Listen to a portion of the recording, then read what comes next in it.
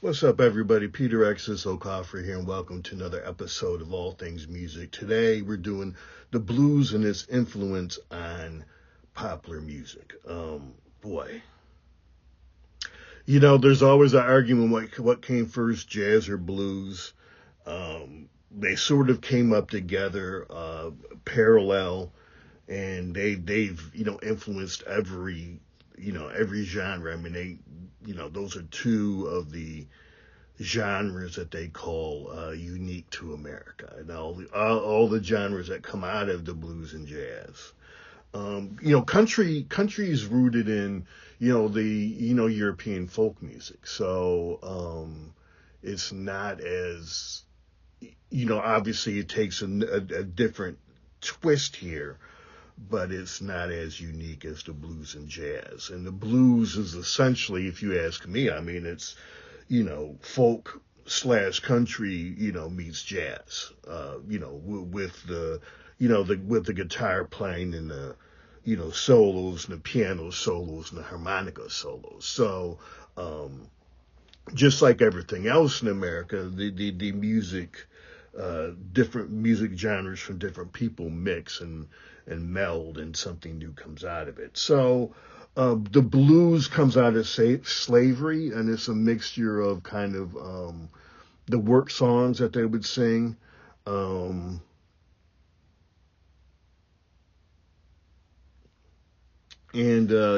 it comes out of that. The singing comes a little bit comes out of the church. I mean, back in the 30s and the 40s, quote unquote high society black music, or people called the blues devil's music, because like hip hop, the blues came up, for lack of a better word, the streets, or Game of Thrones, the common folk. I mean,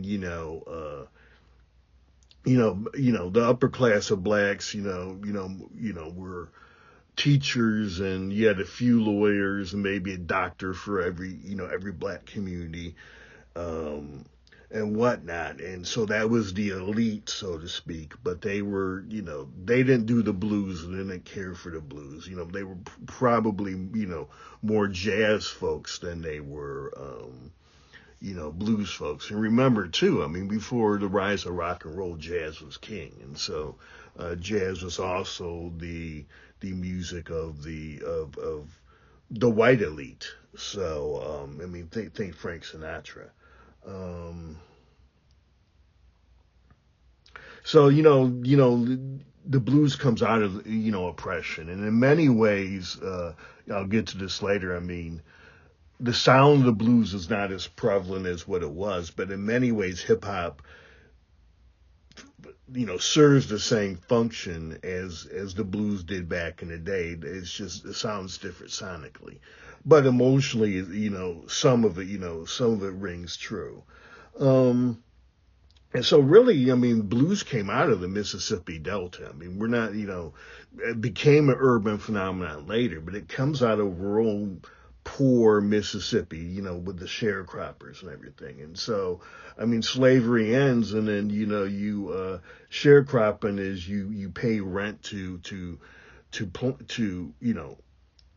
farm, but the rent's so high you never own it, and oftentimes, you're in the red, so to speak. So you actually owe the person who owns the land money, and then oftentimes you're also, you're paying the person who owns the land, rent for where you're living at. So, black folks in the South went from one, exploitative system of slavery to another in sharecropping. And of course, in the Mississippi Delta, you also have the Jim Crow laws going on as well. So early folks, you got Blind Blake, Blind Lemon Jefferson. This is the 1920s and 30s. Charlie Patton, Bessie Smith, Mamie Smith, Ida Cox, Ma Rainey, Memphis Minnie. Look at all the women I'm naming here. And of course, the big one is Robert Johnson, and the Crossroad Blues, and of course, there's the mythology of he sold his soul to the devil. I don't know. But, it was called the devil's music. I don't think that was, because, I mean, it's been integrated, if it was the devil, it wouldn't be so integrated in the music history, and the DNA of the blues is all over the place, even today, even though it's not as prominent as it was. So, I mean, the blues was very guitar based, but the piano and the harmonica also was very prevalent as well. In that first generation of blues, the 20s and 30s, you had an interesting situation. You had Sonny Boy Williamson 1 and Sonny Boy Williamson 2, and one of them was in the north, probably out of Chicago, and the other one was in the south. And so they did meet up, and they decided, I think that it was the one in the north, so I'll be Sonny Boy Williamson 1, you can be Sonny Boy Williamson 2. So, worked it out.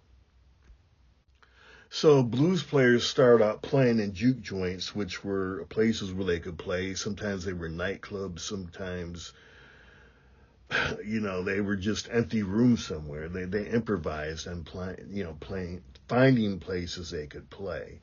A lot of these, I don't know if we really know the true history of the blues, because most of these folks never made records. And if they did, they only made a few. And then I don't know how many of the master tapes were destroyed in the Universal fire from the 2010s, where a lot of stuff was destroyed. It would be very interesting, like Eric Clapton and Keith Richards of the Stones have these huge blues collections. It'd be very interesting, because I'm sure they have blues records that are not on the streaming services anymore. I mean, unfortunately, with the blues and the jazz, from 30s, 40s, 50s, and 60s, they focus on the big names, but there's a lot of folks who may have been lost to history in both of those genres, unfortunately. But the blues slowly moved north. In the 1930s, you had these flop houses, and so and they had what they called the sleeping on a rope. So for 25 cents, you could stand and sleep. You got 2 ropes. And for 10 cents a night, you could sleep and stand, and you got 1 rope. So that's kind of how, as black folks, migrated north, that's kind of, some of the stuff they had to do.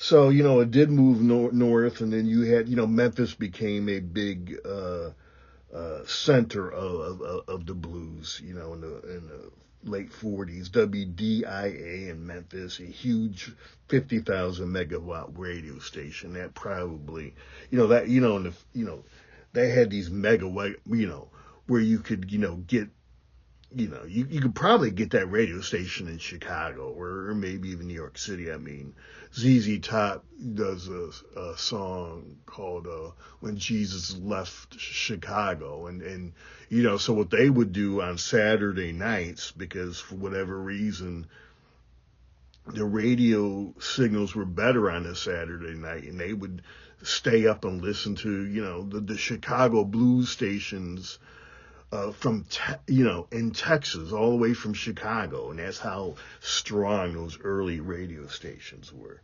And so for Billy Gibbons, Jesus was the blues. And of course, I mean, ZZ Top, one of the great classic rock blues bands of all time. Probably the most true. I mean, the Rolling Stones are there. Aerosmith's pretty good, but ZZ Top was the real deal, kept it, obviously they brought in classic rock aspects, and certainly, particularly in the 70s, but yeah, love me some ZZ Top. So then, moves up to Chicago, and you got Buddy Guy and Coco Taylor.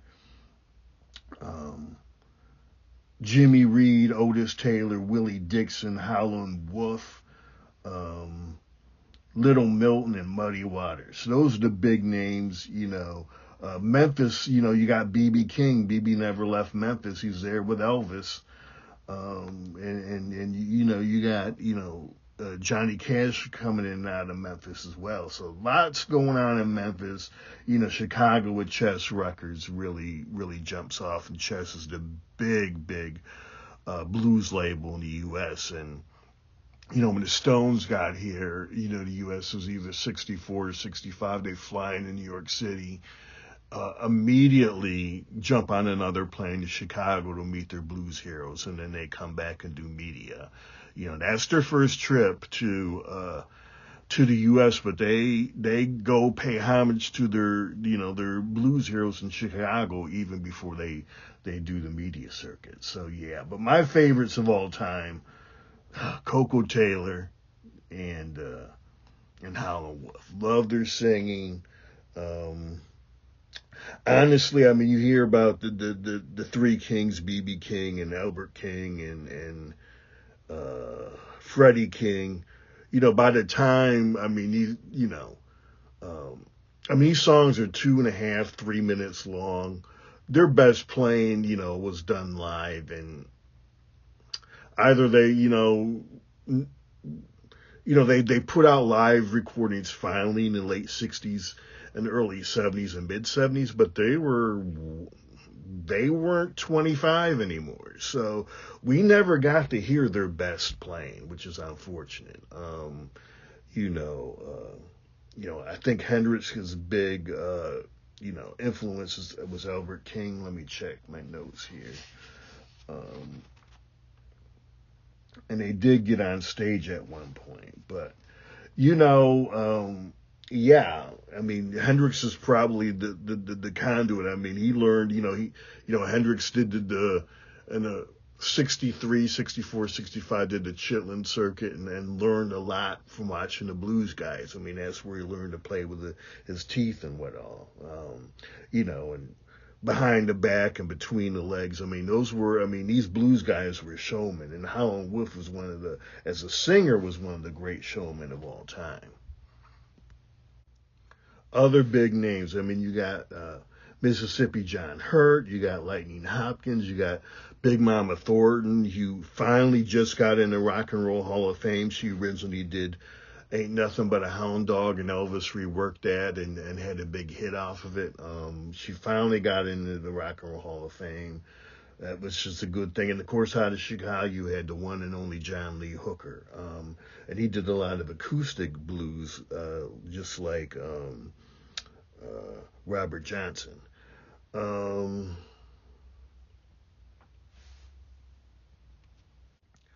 So you had blues had its own unique scales, um, but the blues was gritty and raw, and could be very sexual, and hip hop you know kind of has that lane as well. Um, but let's talk about the origins. So the banjo was very important in early blues, and the banjo was created by African Americans, and the banjo is heavily used in bluegrass. Now, also the mandolin was created in Italy in the 17th and 18th century, and that was very prevalent. Still, both the banjo and the mandolin are very prevalent in bluegrass, and the guitars come out of the banjo and the mandolin. So, Europe and Africa and descendants of Africa both had a hand in the creation of the guitar and what became the electric guitar. So, cities where blues was big: Mississippi, Memphis, Chicago, St. Louis, Kansas City, northern cities.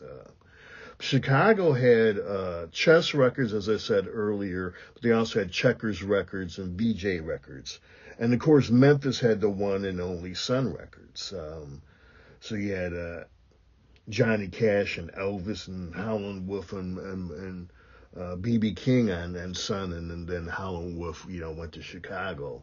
Um, Chess Records, had a lot of blues acts, but they also had Bo Diddley and Chuck Berry as well.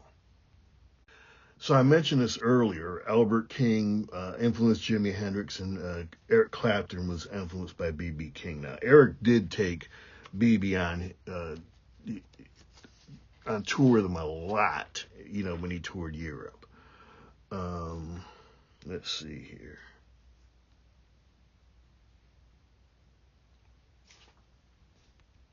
So let me do some sources. One of the things I really like about YouTube is that, there's a lot of good documentaries. And rather than reading, I do read books and stuff on music, to supplement my documentaries. But I like, when you get a documentary on the blues or the funk, oftentimes it is the actual musicians who played that, talking rather than filtered through an author. So I like that. So I'm gonna go through and give, some of the and you'll hear the rustling of pages. So one of my big, sources was the Blues Story. That's on YouTube. It's the blues is sad and it's happy. That's another documentary on YouTube. It's the blues mission to Memphis, the story of the blues. Blues Before Sunrise, that was a good one. The Blues Masters, and Last of the Mississippi Jukes. So there's a couple more. I think I did the Chicago Blues documentary from 1972. I did that one. That was very well done as well. This is a documentary done in 72, so they got to speak to a lot of good people. So yeah, that's those are my sources. It was very informative. I've learned, they had a different economic model, blues. Certainly not the model of even jazz. I mean, jazz guys, if you were good enough and you got the right gig and you got in the right band, you could be a full-time musician. A lot of these blues guys and gals, they had day jobs, and so I can relate to that. But they still made great music. They changed the face of American music and world music. Blues is always a lot bigger in Europe, and as I've said multiple times on different episodes on my channel, Eric Clapton and the Rolling Stones were very good at bringing the blues acts over to Europe and touring with them and helping them make money and sort of bolstering their legacy over there. So I was talking about ZZ Top and the Rolling Stones earlier, and Aerosmith, kind of, Led Zeppelin, particularly their first two albums, very bluesy. Love the first two, Led Zeppelin 1 and 2, even though there's some plagiarism, and it took them a while to pay the blues folks for that. Still love it. Janis Joplin, man, she borrowed, heavily influenced by the blues, but still did her own thing with it. Love me some Janis Joplin. And Joe Cocker, very, very influenced by the blues and his singing style. So, yeah. So what's blues' lineage? Well, in black music, you have the blues, and then you have the blues sort of branches off into Stax, and I've done, Stax, and, Stax is more blues based, and Motown was more doo-wop / jazz based. It's just, Stax was grittier. You like the blues, and talked about it in the branding episode. You had You were with Motown, they taught you how to sit properly and, what fork and put you in suits. And man, Stax didn't care, they didn't care if your subject verb agreement was off. Hey, Stax just let it rip. And so, you know, so, you know, and then there wasn't a lot of doo wop coming out, influence there with Stax. I mean, Stax again, Memphis. So you had BB King, and Howlin' Wolf, makes a stop in Memphis for a while before going to Chicago. So Stax is the new blues, and then out of Stax, you get the funk, and James Brown was more, he employed jazz folks. He was a stripped down, cleaner, sleeker version of the funk. Sly he has that doo wop background, and how he did the vocals, and there's some blues in Sly, and obviously, he's coming out of the Bay, and classic rock going on there as well. Um, and both James and Sly really used the horns differently than folks and funk afterwards. And then you get, George Clinton, and George said, he went down to Louisiana and got their funk. So we're talking the Meters, and we're talking the Neville Brothers down there, and they had their own thing going on. But the New Orleans, Louisiana funk was a lot closer to Stax than it was, definitely a lot closer to Stax than it was to Motown. But the Louisiana funk didn't sell as many as Stax. So that's kind of where we're going.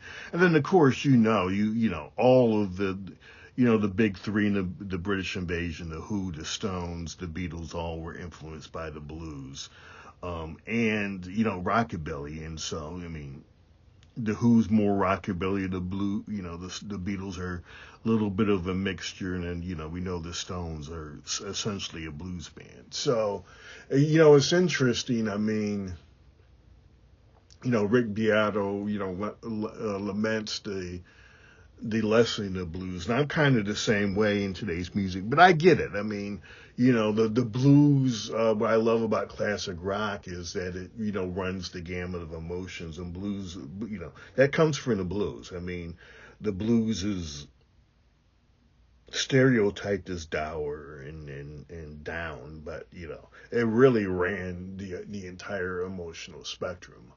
But I get why, younger, I mean, the music of today is, I mean, it's a fucked up world, I mean, the blues can wear on you. I get it.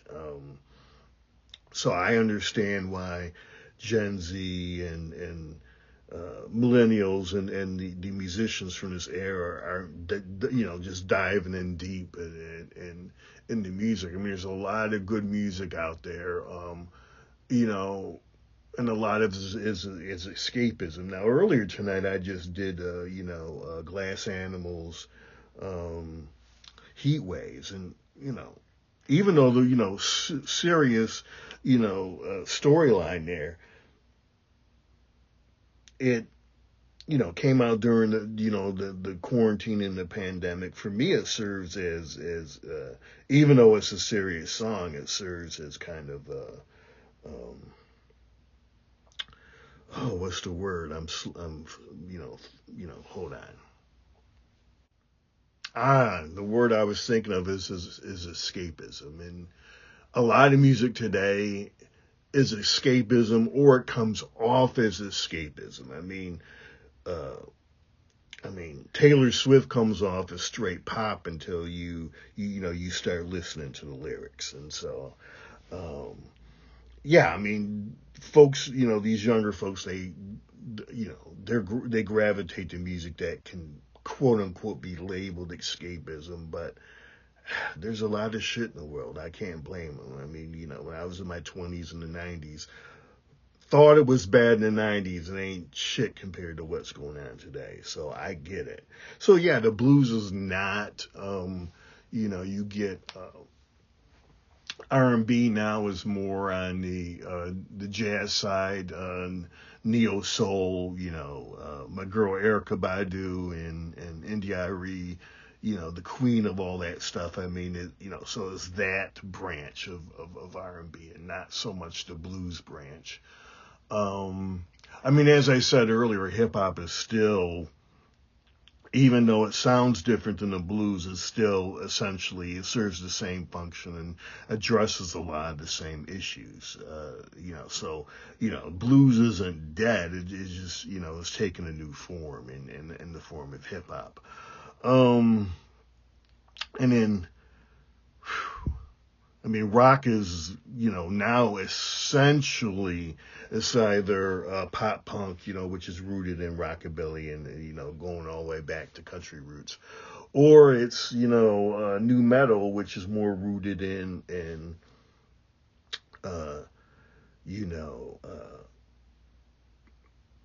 classical music. So, rock is moving away from blues as well, different singing styles as well. I remember I did the 5 things I like about Nirvana, and I love the fact that they melded classic rock and punk, but they also threw, some classical music in there as well. I mean, Nirvana's, iconic for a reason. But, here I am doing my Gemini thing again. But the blues is not dead. On my cable, what's the cable system? I can't remember. I think everybody has the same music, basically on all the cable systems. But the blues channel, there's still a lot of really good blues. You got Joe Bonamassa and others, not so big names.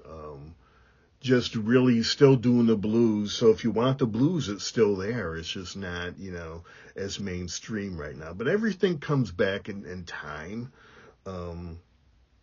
History is cyclical. I mean, if you want to look in American history, look at the late 1800s, the robber baron era, industrialization. There was a lot of quick change and everybody was losing their freaking minds and a lot of bad shit was happening in society.